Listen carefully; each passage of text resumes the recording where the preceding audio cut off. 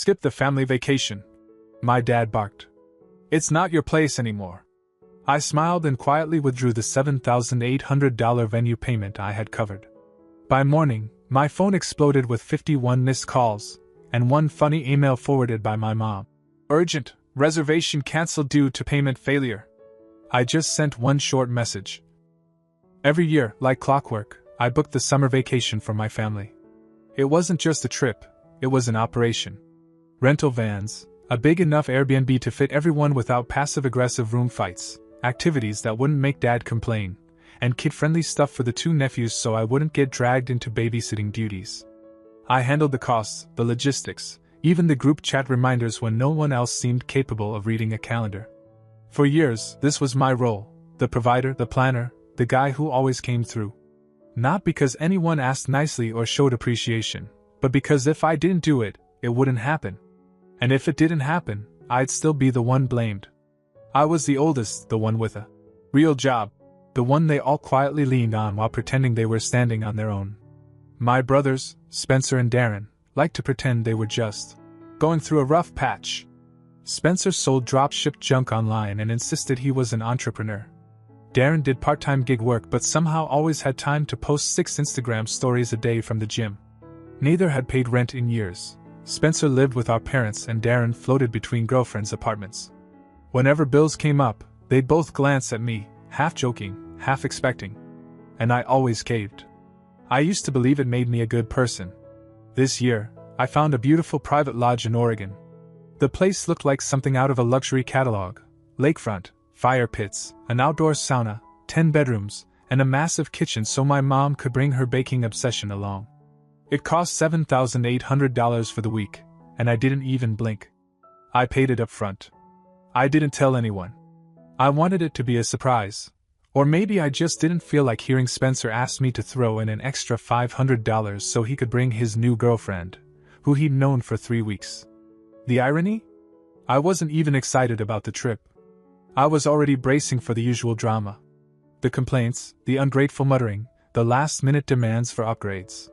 But there was a sixth sense of duty built into me, a muscle memory of being the one who held the whole dysfunctional machine together. Then came the barbecue. It was 2 weeks before the trip. We were all at my parents' place, grilled burgers, beers, the usual suburban illusion of harmony. Out of nowhere, Dad pulled me aside near the garage. There wasn't any warning or build-up. He looked me dead in the eye and said, "Skip the family vacation. It's not your place anymore." That was it. He turned and walked off like he hadn't just thrown a grenade into 15 years of sacrifice. No explanation. No follow-up. I stood there, looking at his back as he rejoined everyone like nothing had happened. My mom was laughing with Darren's kids. Spencer was half lying about some business call he had to take. And I just stood there, not even shocked, because deep down, I think I'd always known this was coming. They never really saw me as part of the family. Just as the guy who paid the bills. I didn't argue. I didn't ask what he meant. I didn't tell him I'd already booked the trip, or that I'd fronted the entire cost. I just drove home in silence, logged into my bank account, and requested the full $7,800 refund. It processed instantly. I also logged into a few other things. The utilities account I'd been quietly paying since their electricity got shut off 3 years ago, the tuition payment portal for Darren's daughter, the auto payment I set up when Mom's car needed new brakes. All frozen. All cancelled. I went to bed early that night, and for the first time in what felt like years, I didn't wake up with my jaw clenched. By 7 a.m., my phone looked like it had been struck by lightning. 51 missed calls, mostly from my mom. A few texts from Spencer. Even Darren had broken his usual silence to send me a confused message about some problem with the Airbnb. But the best part was the forwarded email from my mom. Subject line: Urgent, reservation cancelled due to payment failure. I didn't even read it. I replied with one message. This isn't over. They had no idea how right I was. After I sent that one message, this isn't over, I put my phone on silent, threw it into my gym bag, and left the apartment without looking back. I didn't need to hear the voicemails, read the texts, or explain myself. They wouldn't understand even if I did. 2 hours later, I came back to a phone that looked like it had been hit with a digital hurricane. Group chat chaos. Missed calls. Voicemails labeled urgent. Apparently, the panic had spread fast. It started small, a few messages from Darren asking if I'd heard anything about the venue. Then Spencer chimed in, saying the reservation had been accidentally cancelled, and that he was on it. He tried calling the lodge directly, using his real name, but gave them the wrong confirmation number. Then, trying to salvage it, he used an old email I hadn't touched since 2016 to impersonate me. The lodge locked the booking account and flagged it as suspicious. So that plan died fast. Darren, always ready to act like he was in control, tried to book the place again under his own name. He rushed a wire transfer, probably trying to beat Spencer to the punch. Problem was, he used a checking account that hadn't had enough funds in months, the same one he overdrafted twice in February. Payment bounced. The lodge blacklisted both attempts and marked the property as unavailable for rebooking for the next 30 days. So the place was gone. Officially. And they still didn't realize it was me who canceled it. The group chat looked like a car crash. Mom, did anyone confirm payment? Spencer, I assumed Cole was taking care of it like usual. Darren, no one told me it was my job this year. Dad, stop acting like children. Get it sorted. Cole? I didn't answer. Instead, I sat on my couch, opened my laptop, and pulled up the spreadsheet. I'd kept it for years, mostly out of habit. It tracked all the money I'd spent on the family since I started working full-time. Mortgage top-ups, car repairs, bailout loans, grocery runs, everything. Over 8 years, it added up to just over $181,000. Not a dollar had ever been paid back. The more I scrolled, the calmer I felt. So I kept going. I logged into the Hulu account. Cancelled it. That was for Mom's baking shows and Spencer's late-night binge habits. Then Netflix, cancelled. Amazon Prime, gone.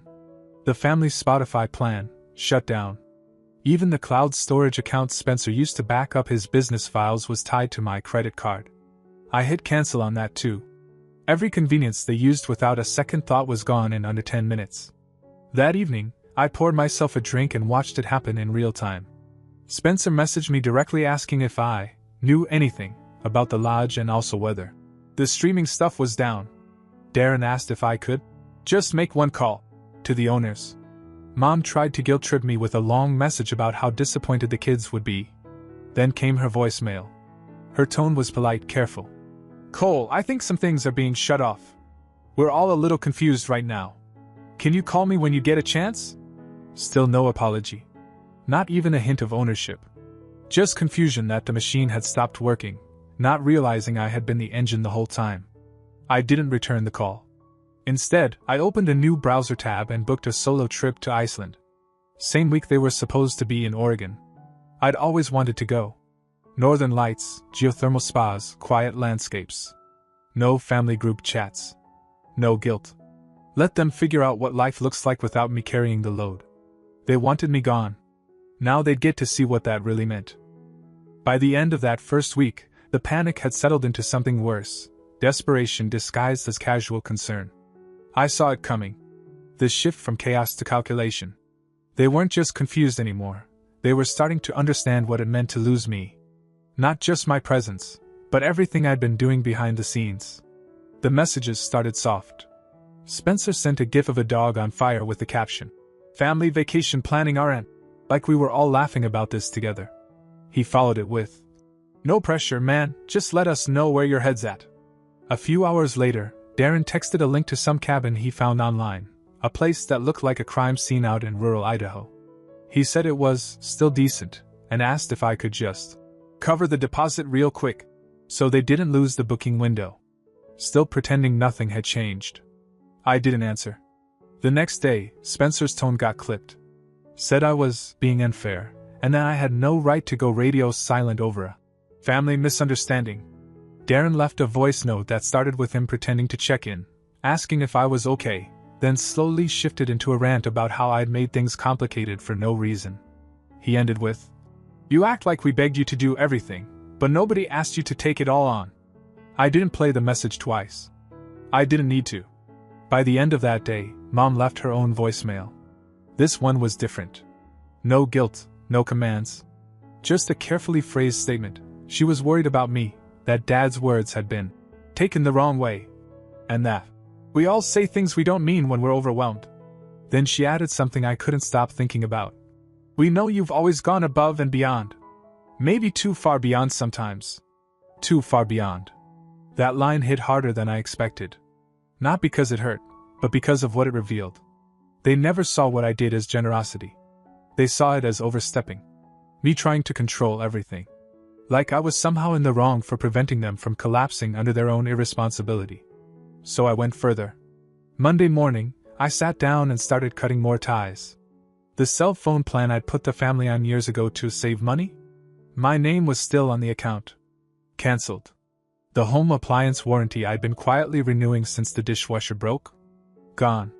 Darren's car loan, the one I'd co-signed on and made payments for just to protect my own credit score? Stopped. They'd already drained me of most of it. Let them finish the last stretch alone. Then I opened my budgeting app and stared at the loan I'd given Spencer last year. $9,500, no interest, no paperwork. He called it a temporary boost for his dropshipping business. He'd posted a photo of a fake Rolex 2 weeks later and never brought the money up again. So I made it official. Sent a formal email with a repayment schedule. Nothing aggressive, just factual. Dates.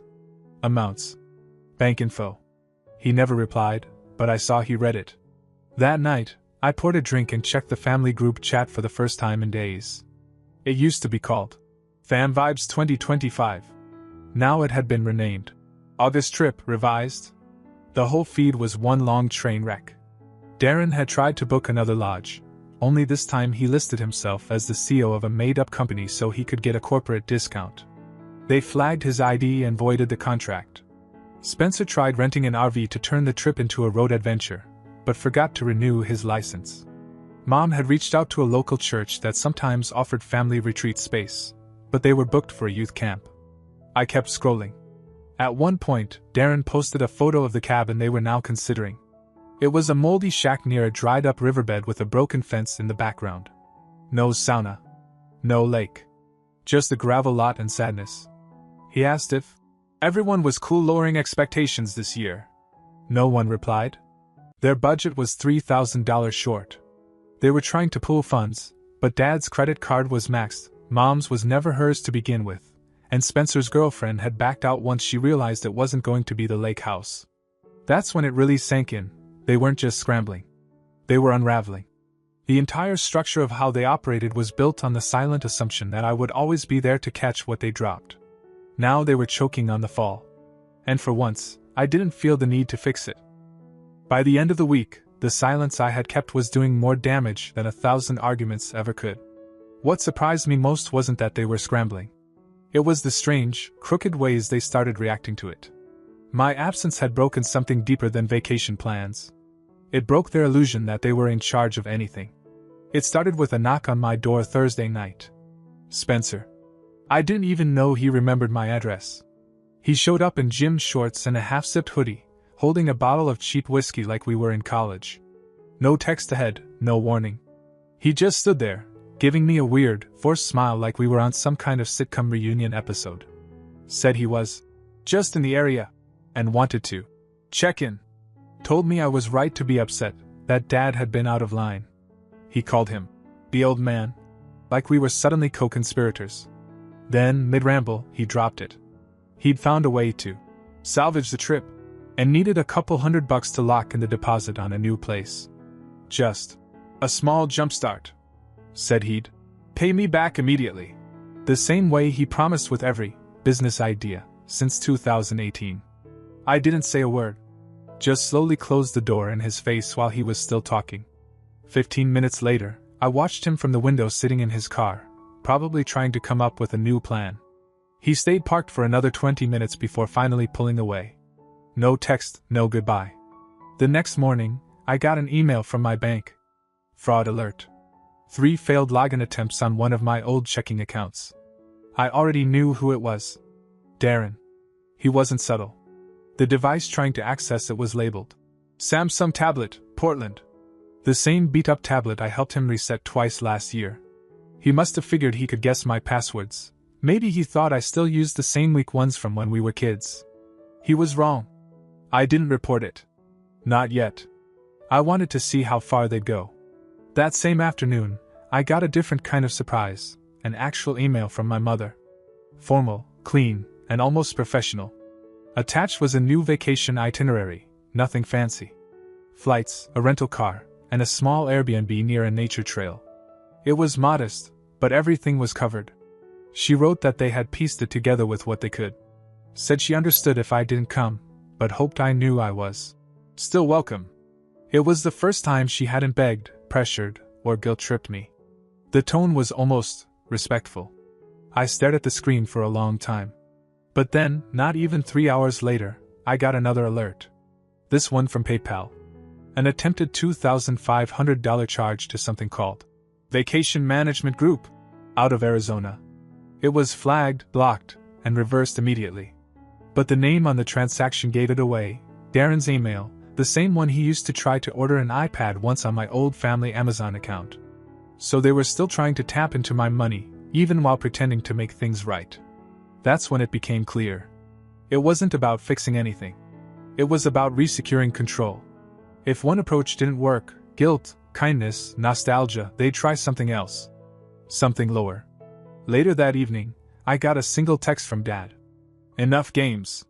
That was it. No greeting. No punctuation. Just 2 words from a man who still believed that dominance and silence equaled authority. Like he was scolding a child. Like everything I'd done for them over the years could be wiped away by his irritation. I didn't reply.